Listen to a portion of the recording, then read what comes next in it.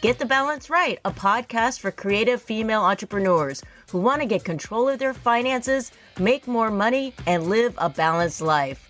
I'm your host, Heather Zeitzwolf, CPA and profitability coach. Join us each week to learn ways to run a more profitable business through inspiring discussions with financial professionals, business experts, and thought leaders. If you're looking for a quirky spin on business with a dab of woo-woo, grab your headphones. Together, we will break through our fears, live a life of abundance, and get the balance right.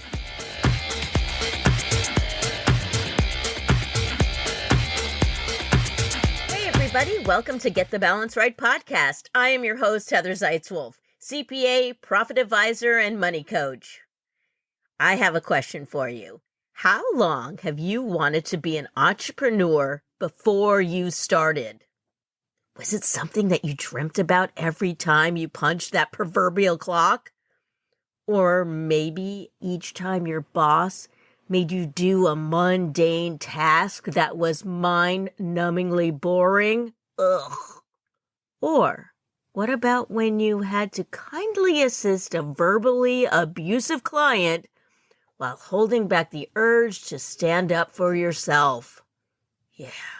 Personally, I have always wanted to be an entrepreneur nearly my entire life, but it took me until my 50s for me to finally take that leap. And you know what? I'm not alone. When did you start your business? Were you in your midlife as well? More and more middle-aged women are starting businesses, and a great portion of these women are women of color. Yes. Here's the thing about midlife women. They have years of experience, diverse networks, greater self-confidence, and easier access to capital. According to a 2019 report based on census data, over the past several years, the number of women-owned businesses climbed to nearly 13 million, doubling the rate of U.S. businesses. Wow. Many of these women are older and have decided to reinvent themselves rather than retire. An article in Forbes last year touted that 50-plus women are the new entrepreneurial superpower. Yes, woo! The article mentions that women over 50 aspire to make a difference and commit to running a purpose-driven business. Last year, for the first time, Forbes launched a 50 over 50 list celebrating remarkable women. About time, right? To dive into this topic of prospering as an entrepreneur in midlife, I am joined by Gail Scott. She is a beauty expert and co-host of the Midlife Moxie podcast. Yeah. Gail is on a mission to shine a bright light on middle-aged women to prove that life isn't over when the wrinkles and the gray hair start to appear. Or the hot flashes, for that matter. In fact, you can reinvent yourself, take all the wisdom that comes with age, and do amazing things. Gail is a real go-getter, and you can find her on Instagram Reels demonstrating beauty products while being totally silly. Through her entertaining reels, she has amassed a following. You can also find Gail co-hosting several rooms each week in Clubhouse. If you're a middle-aged woman feeling a bit past her prime, then turn to Gail for some inspiration. Today's show discusses ways to get out there and live your best life despite your age. If you're new to entrepreneurship and wonder, should I do Reels? Should I try Clubhouse? Will these things even impact my business? My friend, the answer is yes, yes, yes, and Gail is here to explain it all. She was my inspiration to finally try Instagram Reels. I met Gail Scott last year online.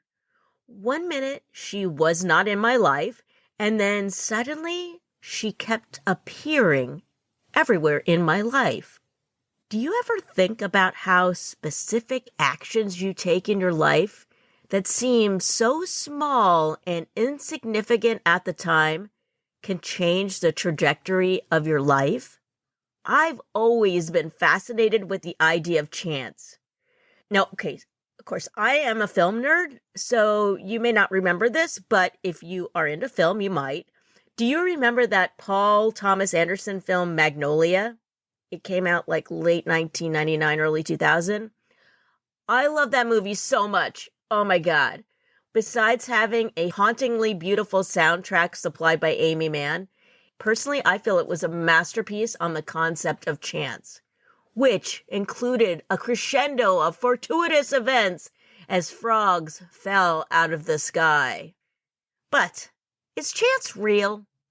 Or is there something more significant that plays a hand in all of this? Yes, woohoo!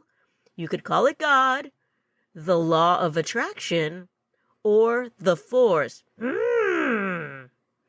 Gail Scott came into my life in a few ways that were unexpected and completely unrelated. It was like the universe was making darn sure that the two of us connected. I first met Gail while she was doing a presentation about Instagram Reels for an event that was hosted by Katarina Rando.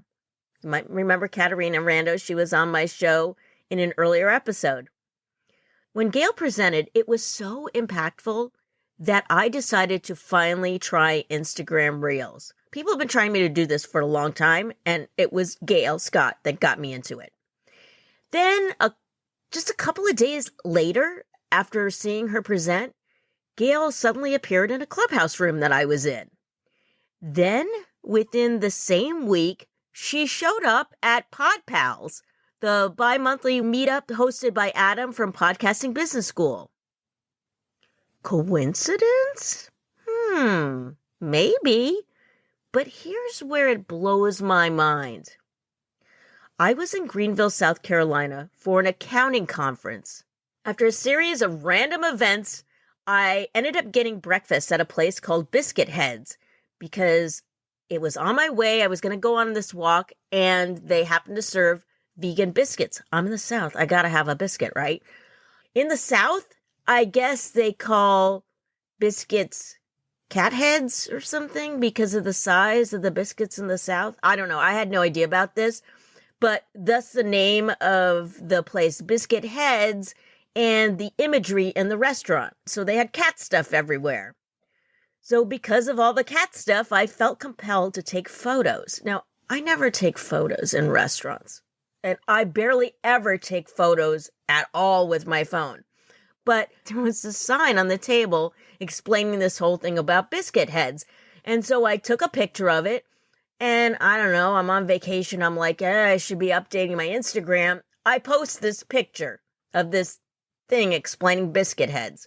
Okay, just like a couple of seconds later, I get a DM from Gail. And to my surprise, she actually recognizes precisely where I'm at. And I'm like, what? So even more shocking, she DMs me that she lives nearby. What? This like blew my mind. So on my last day that I was in town, she picked me up at my hotel and we spent the day together. She bought me lunch at this cute place that was in a converted bus. She showed me around. She introduced me to peach tea, which was amazing. And being the sweet Southern belle that she is, she even chauffeured me to the airport. It was such a delightful time. Not only did I get to meet Gail, who I met online, and now I get to meet her in person, but I had the opportunity to really discover what a fabulous lady she is. Gail is such a fun spirit. She's caring, she's open-minded, she's down to earth, and she's very, very smart. Plus, she has the most incredible eyelashes that I got to see up front and personal. And after all those series of events, I have no doubt that Gail and I were destined to meet. If you're a female entrepreneur, perhaps we are destined to meet as well. If that's the case, then you should sign up for my monthly meetup that happens on the fourth Monday of every month at 4 p.m. Pacific time. It's called the Monthly Monday Money Mayhem Makeover. but I call it M5 for short because that is a mouthful I came up with. If you are tired of regular networking and you're looking for a different type of meetup, then please sign up. Just go to getthebalancerightpodcast.com/M5. Be sure to RSVP. And if you didn't quite catch that, you can find the link in the show notes. Oh my God, I'm so excited for this. You are in for a treat if you don't know Gail Scott. Perhaps you too are destined to be in her world. Be sure to find her on Clubhouse and Instagram. There's links in the show notes. Oh yeah. Now, get out your peach tea, because here is the Moxie maven herself, Gail Scott. I gotta tell you, that peach tea was amazing. Gail Scott, welcome to Get the Balance Right podcast. Hi, Heather. I'm so glad to be here. I've been looking forward to this.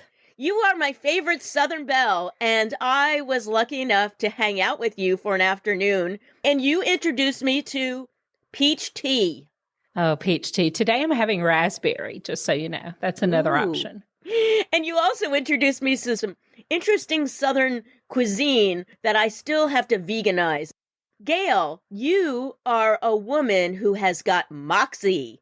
I try, girl, I try. Tell us about this podcast that you started recently called Midlife Moxie. Well, Heather, for a long time, I've been a big consumer of podcasts and audiobooks, and I really like those formats. Suits my personality. And so from the get-go, my vision was always me talking to people and just talking about topics that I thought were interesting, because I love good conversation. So fast forward to spring of last year, spring of 2021, through my other beauty business, I met a gal and we just had an instant connection. You know, sometimes you meet those people kind of like you and I, and you're just like, I dig her. I like her. And we became fast friends. And I'm a fast friend kind of girl. But when we kept talking, things just kept coming up. First, we were just bitching about midlife all the time, to be honest, just straight up. I'm so hot. I'm so tired of these periods. Oh my gosh, my children, these teenagers, that kind of thing. And one day she and I each had this confessional that we had always wanted to host our own podcast. And I told her, I said, well, I have the name already. And I said, Midlife Moxie, because I'm all about us making this midlife season one of the best seasons of our lives and not just giving in to all these negatives. We're going to talk about the negatives. We're going to talk about solutions to the negatives. We're going to acknowledge that these things happen so other women don't roll in unprepared like we did. And so that's how Midlife Moxie was born. That is so cool. And I want to kind of back up because I met you before the podcast actually premiered. You suddenly appeared in my life in a couple of places. So I'm part of Katarina Rando's Thriving Women in Business. Yes. I'm also friends with Adam from Podcasting Business School. And you showed up in some Zoom rooms for both of those. And I felt like, wow, she's just suddenly in my life. And I totally dug you from the start. Oh, I love that. Were you showing up in these rooms because you were kind of thinking about doing a podcast at that point, or had you already started the podcast at that point? We had not started it yet. We were thinking about it. But even before that, my connection to Katarina came in the space of me working with women. I've worked with women for a very long time, for 27 years in my beauty business as a consultant for their image, for their appearance, but also as a leader, a teacher, a trainer, a coach, all those things. My connection to Katarina, of course, was instant because she's that girl out there teaching, training, empowering women. And so I instantly connected with her through Clubhouse. Clubhouse is kind of the catalyst for a lot of this. And then when we got serious about launching the podcast, it became more than just, hey, we're going to do a pod, that kind of talk. Everybody, you're going to do something too. What are the steps? We found Adam in a room. And so they've both been huge supports to me. And I want to give them both shout outs. They are incredible cheerleaders and people that empower others. And how could you not connect to each of them? But it brought me to you too. And so many other wonderful people. Clubhouse is my jam, not gonna lie. Yeah, we're going to talk more about Clubhouse. And I do want to kind of put that out there that, when you start a podcast, it can be a lonely road just like entrepreneurship. And it really helps to have this almost like a family around you that can kind of show you the ropes. I did not have that. I kind of just started out on my own. And I so wish that I had known someone like Adam and Katerina at the time to kind of help me along the way. So I think that that really kind of catapulted your podcast for sure, because you had that support right from the start. Yeah. I think that's a lot of what social media has provided. We get information more quickly and at our fingertips. And also what I've seen since COVID hit, especially amongst women, is more collaboration and less competition. And I think it's even spilling over into the guy space. When COVID hit and those of us that had various kinds of businesses were impacted, we realized we had to pivot, we had to go other directions. And I think in our desperation, our fear, our need, we have bonded together in different ways in business and personally. And I think that's a change that is good about COVID and the pandemic and all that we've been through. And I hope it's one that continues, that even though we've had a lot of separation, I've had a lot of separation with people over the election, over politics, over religion, over COVID. And the thing is, I have had wonderful new people come into my life. So I'm grateful, and I'm grateful for these circles. And that information does come quickly and is found in a lot of places. And you're in the beauty business and you have amazing reels on Instagram. You were actually one of my inspiration to even start dabbling in reels. So when you decided, I'm going to do reels, were you doing it to promote your beauty business, or what was the catalyst for starting reels? It was originally promoting my beauty business and getting more involved in social media. And I went into it kicking and screaming, I'll be honest, because I had been hanging out on Facebook for a really long time and just barely had any presence on Instagram. And when the pandemic hit and we're reevaluating, I had to learn new ways to work virtually. And it became clear that Instagram was a new frontier for my business and women in my age group. My age group, being a midlife woman, was one of the fastest growing segments on Instagram at the time. And I actually bit the bullet, paid a little bit of money to someone I trusted who was an expert on Instagram. Like, she went to school for marketing. She had been in the same business as me. I knew she knew me and knew what I was trying to do.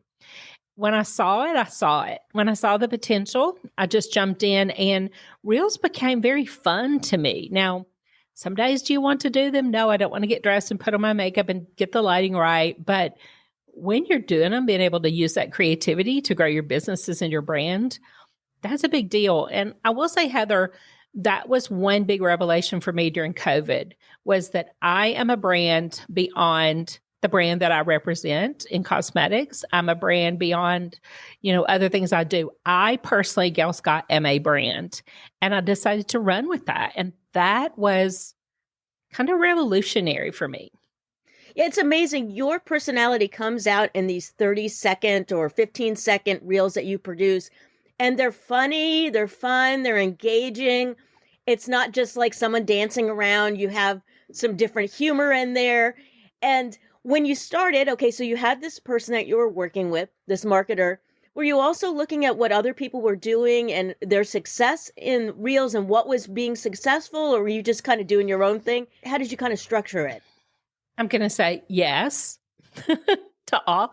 I was looking around at other people, but what I was realizing is that I didn't feel like there was a me out there. I didn't feel like there's a woman working in the midlife space doing exactly the things I wanted to do. And I've come to learn, getting into this space more, that there's an audience for everyone. And that's why I tell women all the time, you don't want to be me. You don't want to be Heather Zatzwolf. You don't want to be so-and-so. Who are you? And, Instagram and Reels was such an amazing platform to show who you really are and have that know, trust factor be amplified, really connect with potential friends, potential business associates, potential clients and customers in a way that we have never had available to us before. And for women out there that are midlife, that listen to this show, do you have any tips on starting reels? So if they're feeling a little anxious about doing this, do you have some tips on just like how to get started and what things that they need to know about Instagram just to get their feet wet? Some of it's going to deal with your personality, Heather, because some of us are more willing to be transparent and more willing to take a risk. And I'm one of those people, I'm willing to look stupid if it gets a laugh or makes me money. Those are just facts.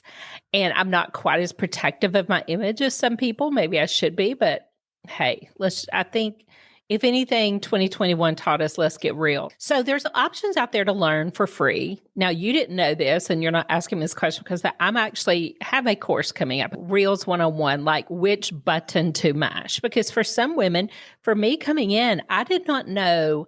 And I think that's where a lot of people at those higher levels start with thinking you understand even what button to mash.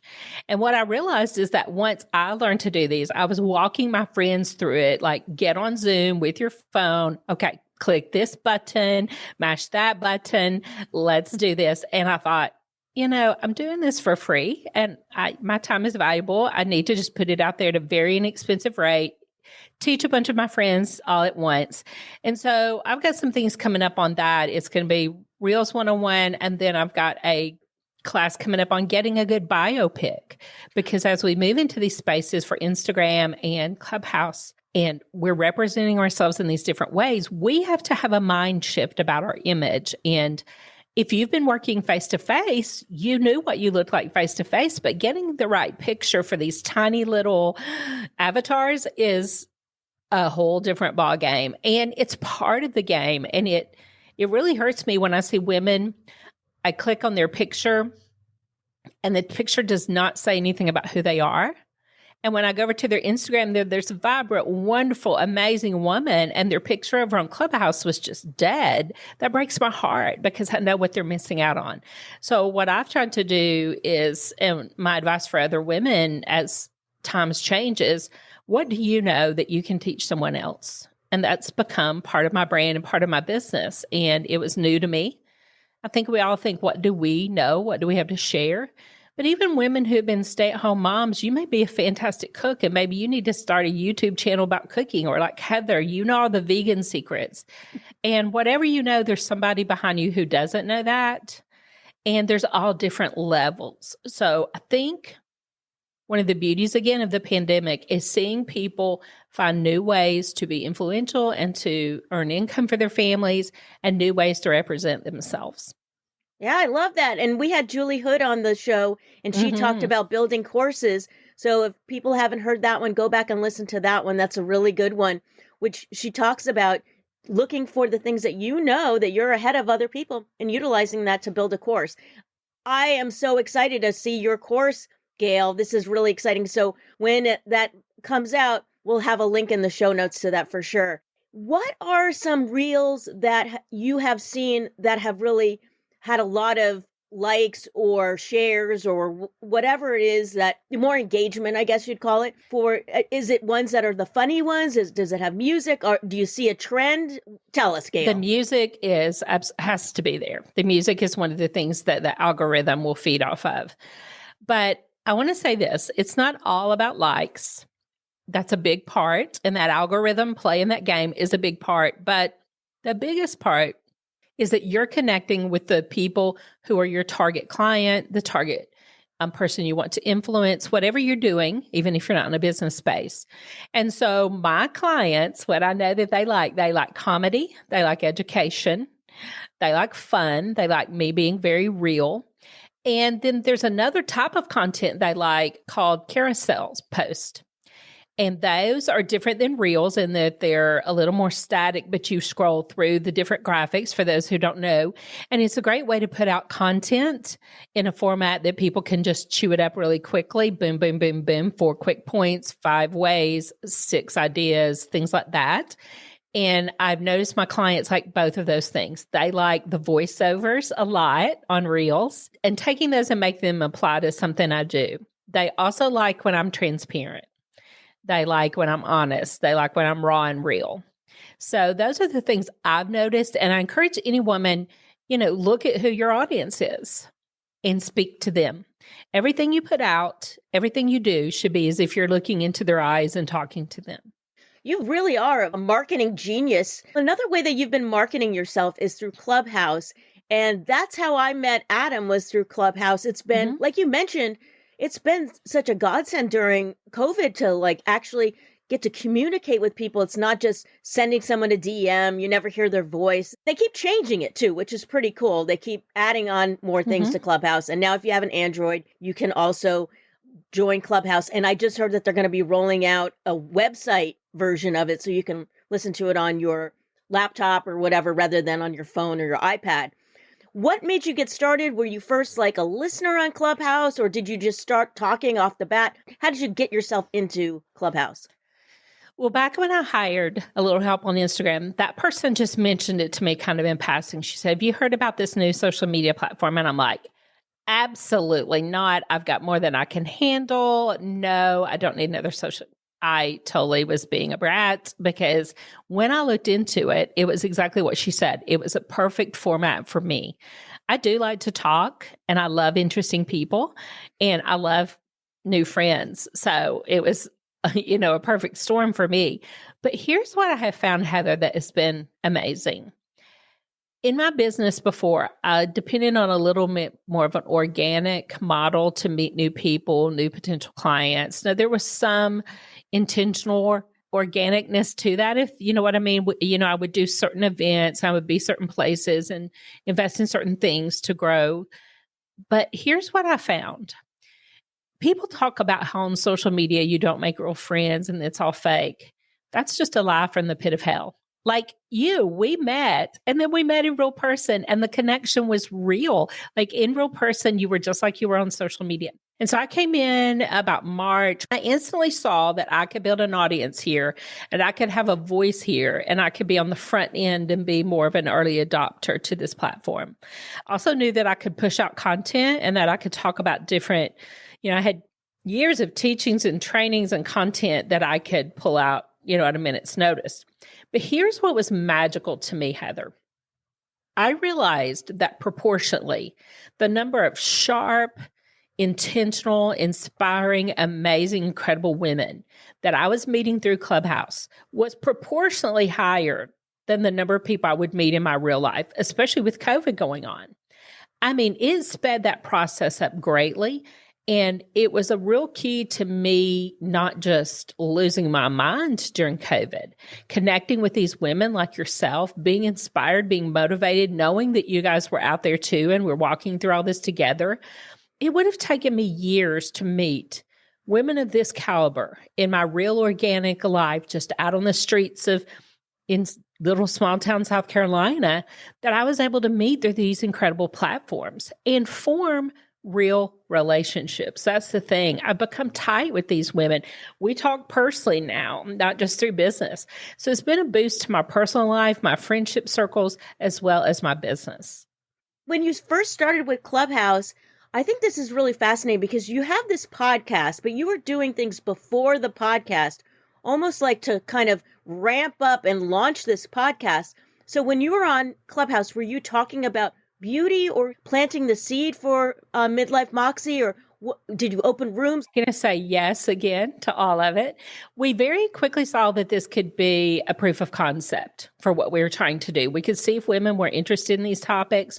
We could also grow, we're both in the beauty business, grow that part of our business, grow ourselves as brands. And people could also see our personality and decide if they liked us or not and wanted to be part of the things we're doing. Because you know how women are. When we find somebody we really like and we really dig with, we'll kind of jump on their train wherever it's going. And so Clubhouse, we just tested a lot of things. We built some community. We built other podcast friends, like you said, that core of support. We got helpful information. So sometimes on Clubhouse, we were giving and sometimes we were getting. And that's part of the beauty of Clubhouse. You can get fed and you can be the one who's serving the meal. So you said, did I speak? Did I open rooms? Yes, I listened a lot at first. I decided I wanted my own club, Midlife Moxie, so I could gather up the people that wanted to hear us and that I could do the rooms that I wanted to do. And if you're in someone else's club, that's not always the way it happens. It's their club, but I knew we could do what we wanted to do. So we worked really hard to build numbers there and build a community there. And then from that, we had a place. We actually did a podcast launch party on Clubhouse the day we launched. And that was really fun because people came in and celebrated with us. People that a few months ago we didn't even know. So it was a very special and very sweet thing that we did not see coming out of Clubhouse. Wow, that is so great. That's such a great idea for people to do. So you build this fan base already before you launch the podcast, and then they kind of see that whole journey of you launching this podcast and they're along for the ride. So for people that are out there, these midlife women who are starting businesses, they're thinking, okay, I'll try Reels because Gail has made it easy for us to do. Now we're thinking about Clubhouse. You mentioned going into other people's rooms and speaking. I mean, until you have an audience, is that kind of the way that you think that you can build an audience? And would you recommend looking for topics that are similar to what you want to talk about? Like, how do you get this audience on Clubhouse? Absolutely. You're going to start with creating the subject matter that you're interested in, and that's part of your profile on Clubhouse.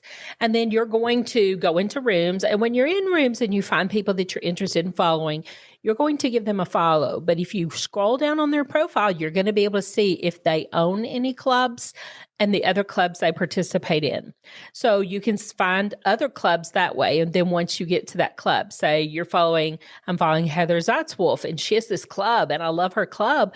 Well, let me also open that club and see who else is in that club. Are there any co-owners? Are there other people that are speakers in that club? Because that kind of zigzag leads you to the people that you're going to most likely have a connection with or have shared interests with. Then you go find what clubs they're interested in. And that little pattern led us to a lot of people we wanted to follow. Then we found places where we could get on the stage. Now, I'm a big fan of being a listener and being a supporter. And I'm a big fan of you've got to pay your dues. And I have paid my dues on Clubhouse. I've sat in rooms that were boring me to tears. I've sat in rooms where I knew I wasn't going to get a chance to talk at all or get anything. I shouldn't say you'll always learn something, but I wasn't going to grow my business that day. I was supporting other people. And in doing that, you'll find people that will do the same for you. And you build that like no trust factor and that connection.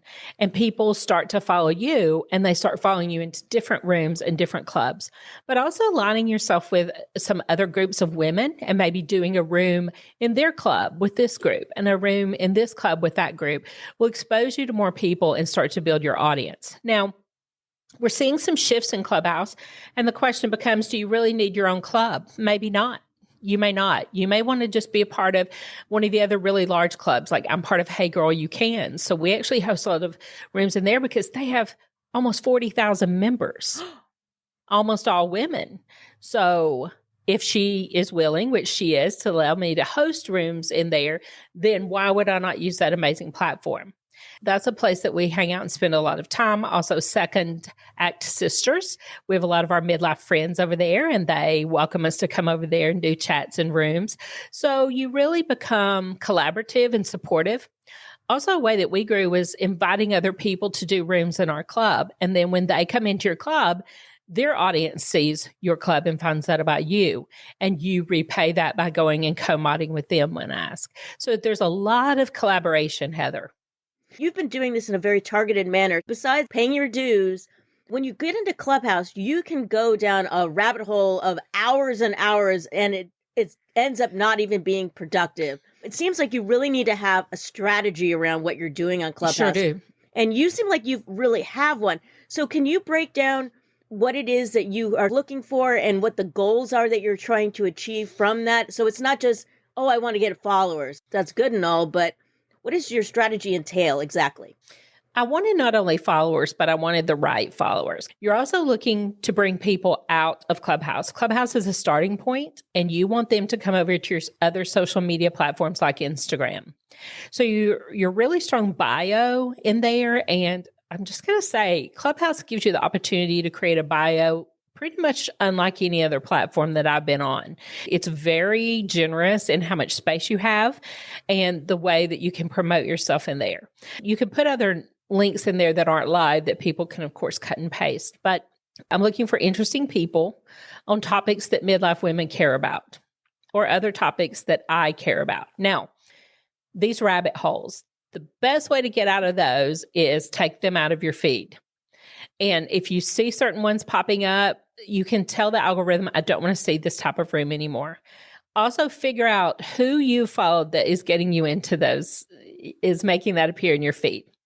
Because occasionally you'll find that there's one person you follow that is in a lot of craziness. And if you unfollow them, the craziness tends to quieten down. So I also adjusted my subjects in my profile and got a lot more curated with that. And I term that all curating your hallway, curating your feed. And that does take some work. But you will find out too really quickly who players are in the game that are willing to support you as you support them.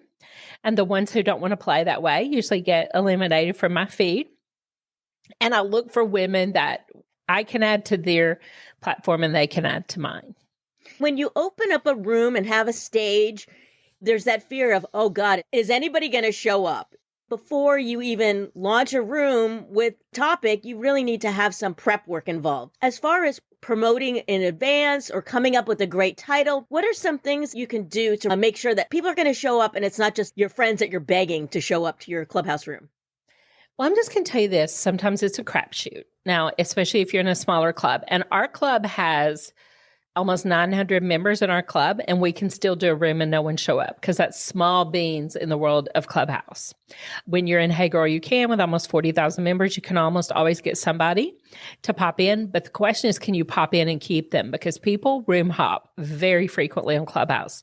So you've got to not only get them to click on your room, you've got to have such content that when they click in there and they hear what's going on, they want to stay. They do not want to leave.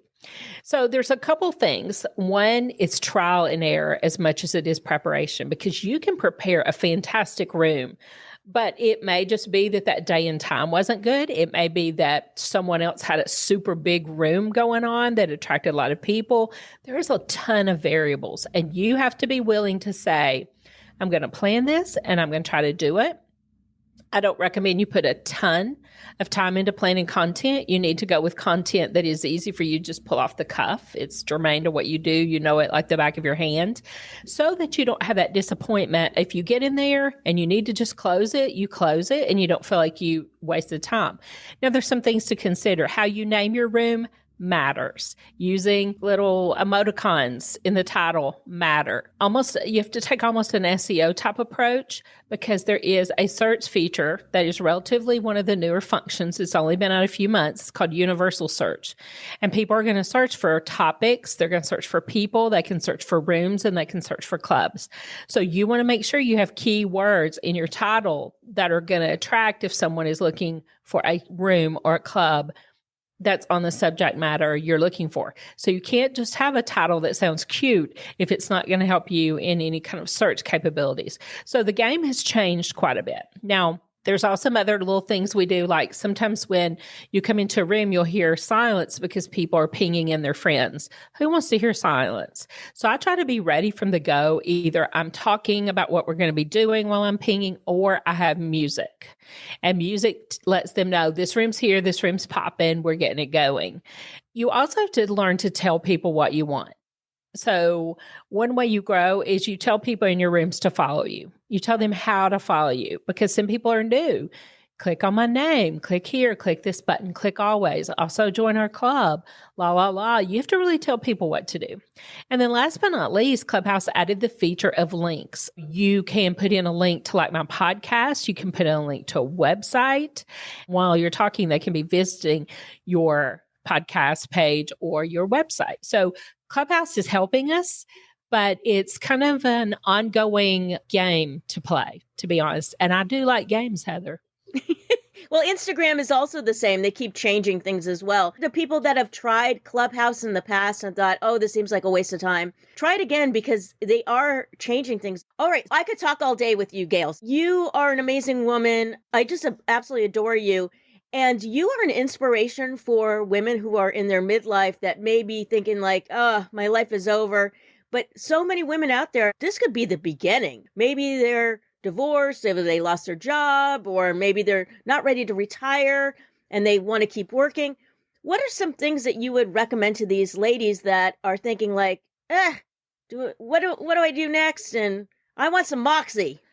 Gosh, next is so great. I love that you use that word next, because here's where we're at. Women have never had the opportunities we have today.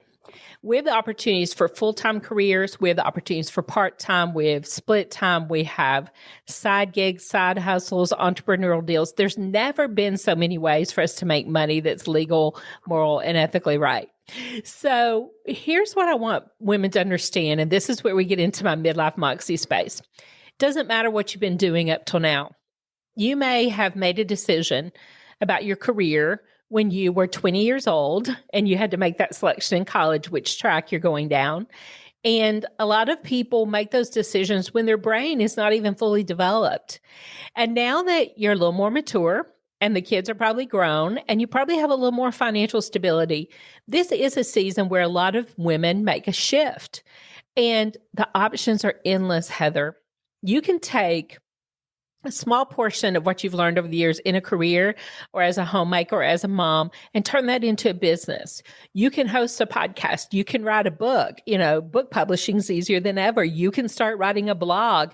You can create courses. You can host events and workshops. The possibilities are endless, and you are not tied to what you have done or been or the labels you've carried for the last 20 years. The big pivotal moment for me, Heather, I think when I was turning 50, I'm 55 now, the big 5-5 I like to say is that no matter how good you are at math, I think we can all agree that most of us would just like to live to 100, that's kind of a pie in the sky. But 50 is half, either way we slice it. For 50, we've probably lived half of our lives. And I had to ask myself, what have I accomplished? What do I still want to accomplish? And I had to stop using the term one day. One day I want to do a podcast. One day I'd like to be this. On the podcast, I want to tell you about 2 quick stories because I think they're really inspiring. We talked to one lady who became an accidental model in midlife. Whoa. She did not want to be on Instagram. She decided she would get on there so she could share pictures with her friends. And she asked her daughter to set up 10 friends around her.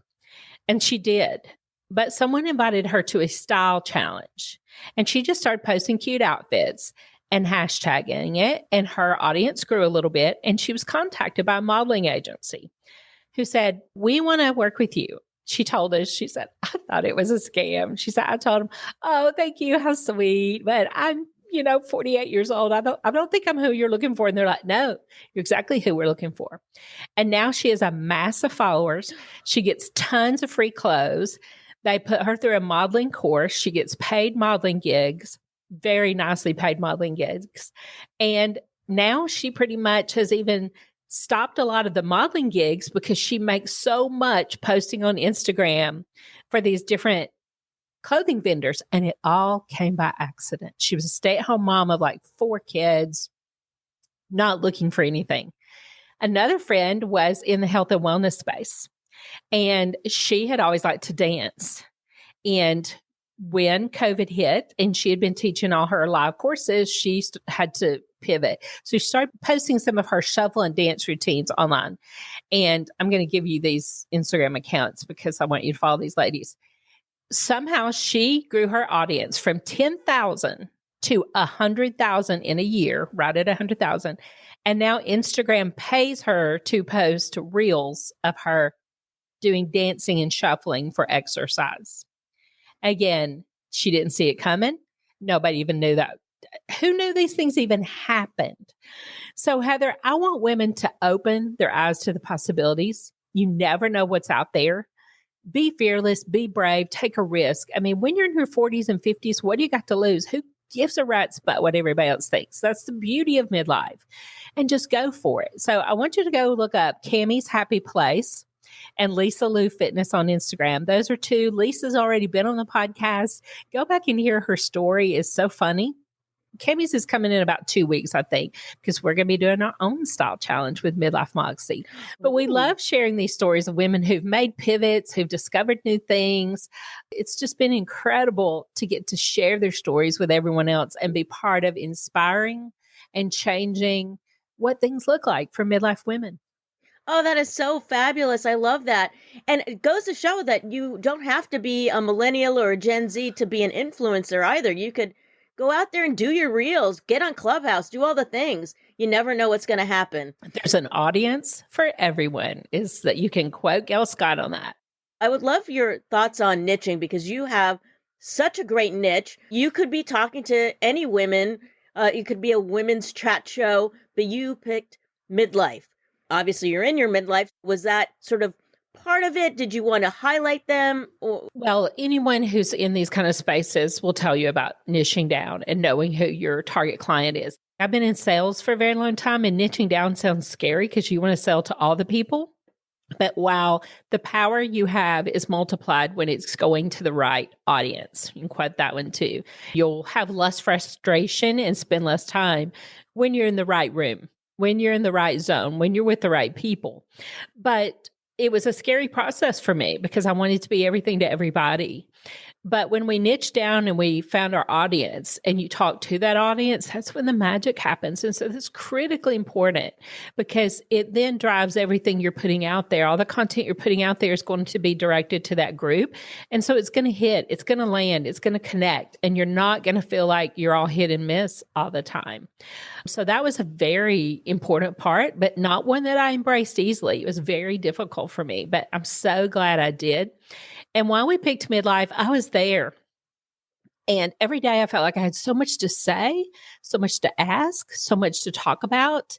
And I felt like I had rolled into midlife quite unprepared. I mean, I'll just be honest. I did not know that blood was going to run down my leg. I did not know that I was going to have an internal furnace cranked on high 90% of the time. I did not know things were going to happen. My mom didn't talk to me about that. Part of our platform was that other women not roll into this unprepared, that we talk about what is normal. We talk about what is not normative. Like we've had the vagina coach on, and she's told us that while a lot of people do pee themselves, that you don't have to just live with that. It's not necessarily something to just accept. So finding out things like that is life-changing for us. But the conversations have not historically been held on these topics. And so we're doing it. We're going all the way in and not holding anything back. And we think it's going to change lives not only for people who are in midlife now, but the next generations and how they come into and approach midlife. I love it. It's such a fun show too, to listen to both of you chat and with the guest, and you get into some really juicy nuggets too. And you dig out the dirt, but it's all very much supportive and open, and there's nothing ugly or mean about it. Well, Gail, tell us again, how can people find you? How can they work with you? All the things. Where are you at? We'll have links in the show notes, but just tell us a little bit. Well, first, come on over to Instagram and give me a follow. I'd appreciate it. It's Gail S. Scott, and that's Gails,